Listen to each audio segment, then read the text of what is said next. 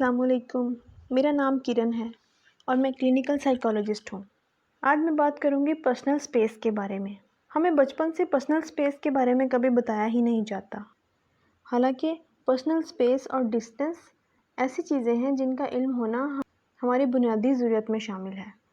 Proxemics वो इल्म है जिसमें साइंसी तौर पर बाकायदा पर्सनल स्पेस और दूसरे इंसानी रुझानात ज़ेर बहस लाए जाते हैं।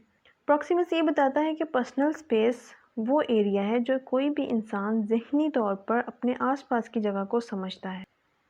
जैसे अगर कोई गाड़ी की फ्रंट सीट पर बैठा है तो वो चाहेगा कि उसकी गोद में कोई बच्चा ना ठोंसा जाए या मेरे साथ कोई और आदमी चिपक कर ना बैठे, तो वो उसका पर्सनल स्पेस होगा। ऐसे ही ज़हनी तौर पर भी कुछ चीज़ें होती हैं जिनके बारे में बात करना, सुनना किसी को पसंद नहीं होता।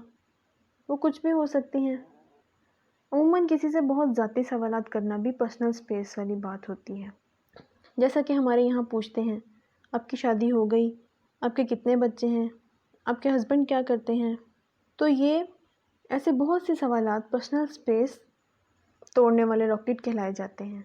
प्रॉक्सिमिक्स का इल्म हमें समझाता है कि अगर किसी इंसान की पर्सनल स्पेस डिस्टर्ब कर दी जाए तो इससे बेआरामी, परेशानी, नाराज़गी, गुस्सा कुछ भी आ सकता है या ये सब चीज़ें इकट्ठी भी हो सकती हैं। और ऐसा मुसलसल होता रहे तो कोई आदमी नफसियाती मरीज़ भी बन सकता है। अमूमन रिश्तेदार, दोस्त या मियाँ बीवी एक दूसरे की पर्सनल स्पेस का ख्याल नहीं रखते हैं। वो समझते हैं कि मुझे हक है इसके हर मसले में इन्वॉल्व हो सकता हूँ। पता है, हम पर्सनल स्पेस से इसलिए भी वाकिफ़ नहीं हैं कि हम मुश्तरका ख़ानदानी निज़ाम में पैदा हुए हैं। वहाँ एक बंदे का मसला सारे ख़ानदान का मसला होता है। इवन हमारे ड्रामे, फिल्में, सब कुछ हमें यही सिखाता है कि अलग थलग रहने वाले आदमी अच्छे नहीं होते। और हमारी कबायली सोच भी हमें यही सिखाती है कि अकेला इंसान गैर महफूज होता है। एक दूसरे के राज, दुख, परेशानी, तकलीफ़ का ज़रूर ख्याल रखें, लेकिन दूसरों की पर्सनल स्पेस के अंदर इन्वॉल्व मत हों। हर बंदे की अपनी अपनी पर्सनल स्पेस होती है। हर बंदा ज़हनी तौर पर भी एक पर्सनल स्पेस रखना पसंद करता है।